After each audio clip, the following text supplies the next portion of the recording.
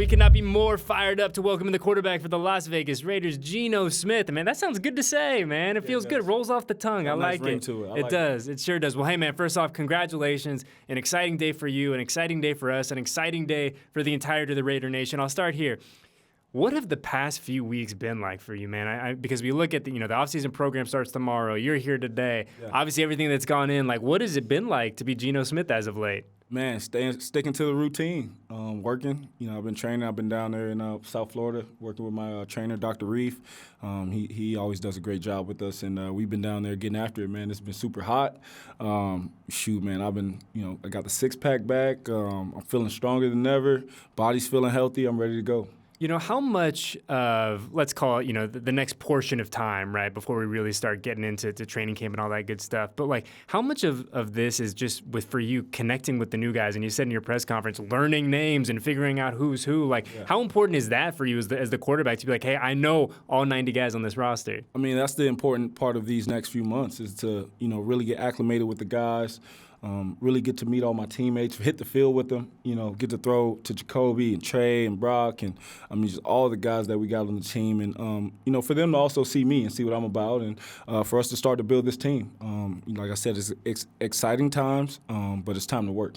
We saw in that story that Albert Beer put out this morning that JPJ came down, spent a little bit of time with you. Yeah. Obviously, that's an important relationship, right? Yeah. The man under center and the center itself. So, how important was it for you guys just to get a little time on task? And I'm sure, I don't know if you guys had met each other, but just be like, hey, by the way, I'm Geno. Yeah. No, I met him when I came up here and did my physical, and he was in here.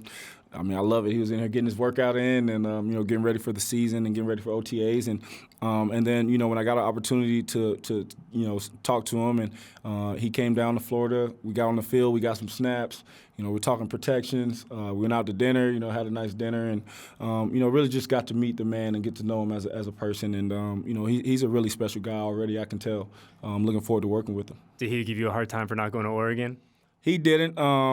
Obviously Oregon and Seattle kind of in the same area. So I think we're cool there. But, he's an Oregon guy. You know how they are, but it's cool. I do know how they are because I'm an Oregon guy. So I'll give you a hard time. I'm going to give you a hard time for not going to Oregon all those years ago. But, you talk about some of the special nature of JPJ and another guy in this building who, I don't know if you've had a chance to meet yet, but it said you FaceTime with is Maxx, right? Just the embodiment of professionalism, high motor, a dude who's going to get after it every single day. Like, how excited are you to be a teammate of his now and not be on the other side and be like, all right, where's 98 at? Yeah, when we played him in Seattle, I think it was 2 or 3 years ago, man, he was such a pest out there and just I felt like every play he was like just hitting me some way, just finding a way to get to the quarterback. And I've always been a big fan of his. We were on the field when we were playing against one another. We were kind of laughing and joking with each other. I told him, you're not going to get a sack today. He's like, I'm coming, I'm going to get to you. And he played hard the entire game. I was really, really impressed by that. Then to get a chance to meet him, to see the type of guy that he is, that's the way we want to lead this organization. That's the type of stuff you want to lead in your organization.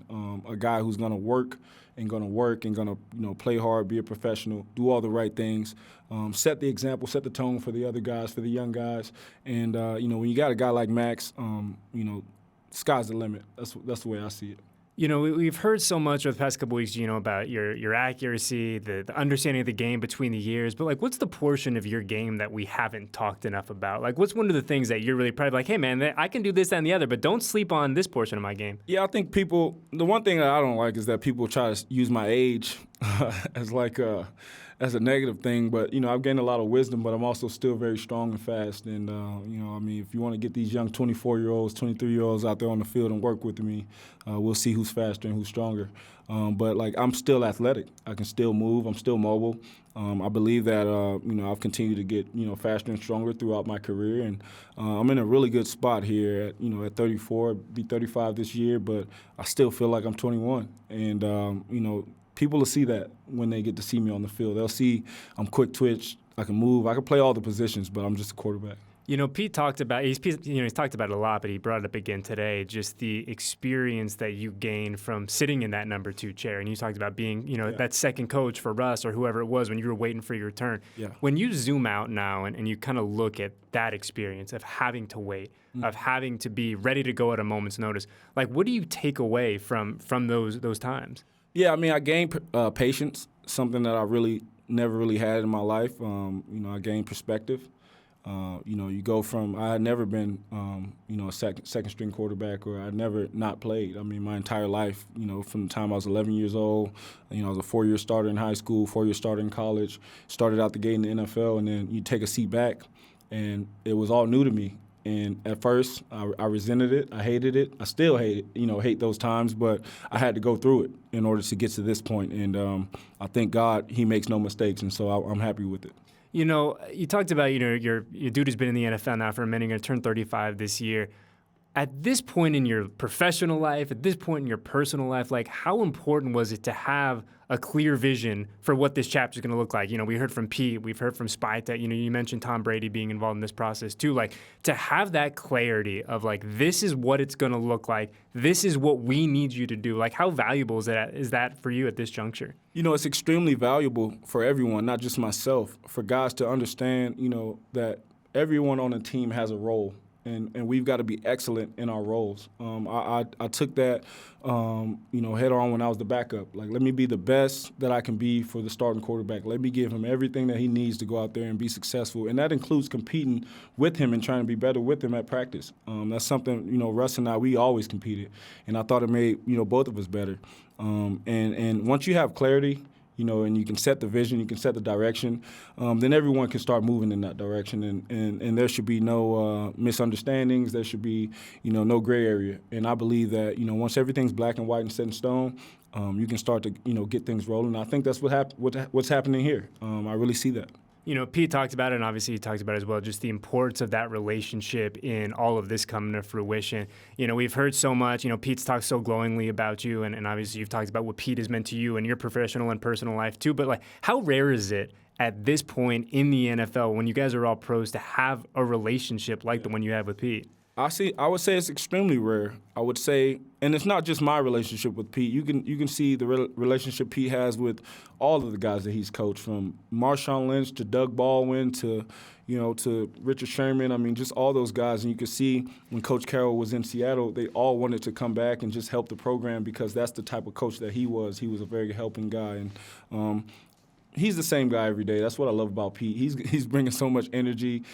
He's so clear in his mindset and the direction that he wants things to go. And when he has a vision for things, I mean, you saw it at USC. You saw it when he got to Seattle and what they built there. And I think he has a clear vision. And when him wanting me to be a part of that is very, very special. And I take that responsibility very seriously. And so I want to make sure that Coach Carroll is making the right decision. I know he did, but I want everyone else to see it. One thing that I wrote down when I was taking my notes during your press conference was he said, the opportunity to work with Brock Bowers. And you're like, man, he's an all-pro, he's done this and that, but he's got so much room to get better. And part of my job is to help him get better.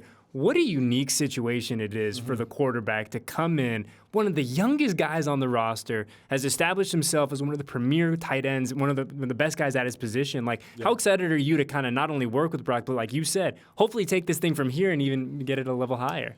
I'm so excited. I can't wait to hit the field. That's what I'm here for, is to go out there and quarterback and be the quarterback on the field. I know we do a lot of talking. Thanks for having me on the podcast, but, like, I'm really the guy that's, going to hit the field and hit the weight room, hit the classroom, do what it takes to be great. And to have Brock, a guy who, again, I've watched him at Georgia since he was a freshman. I watched football, religiously, and knew he was going to be a great player. And then for him to come into his rookie season and do what he did, and I know that he probably thinks the same thing, that he can get better. And that's what it's about. We're always going to take that next step. And so hopefully I can be a guy that can help him take that next step. Man, you've been so generous with your time, and you're right. You've done a lot of talking today, so I'm going to let you go, but I got one more for you. I was thinking about this over the past couple of days, Gino. There's something so Raiders about your journey to get here, right? A guy who's been at multiple spots, who's had to wait his turn, who's been told, hey, maybe not here, maybe not now. But now you sit here, going into this season, as the guy wearing that iconic shield on your hat, man. Like, does it feel like it's kind of been this long and winding road has taken us here for a reason? I believe so, man. I believe that, things happen for a reason, and I'm here for a reason. Happy to be in the silver and black, ready to go out there and, again, be a part of the community, meet all the fans, go out there on the field and just be excellent. I mean, it's going to be a great time. I can't wait. Yeah, and we're excited to have you here. Like I said, man, we appreciate you so much carving out a few minutes for us on a very busy day. Congratulations again. Best of luck. I promise I won't bug you too much this year. We'll talk to you soon, okay? Yes, sir. Thank you, man.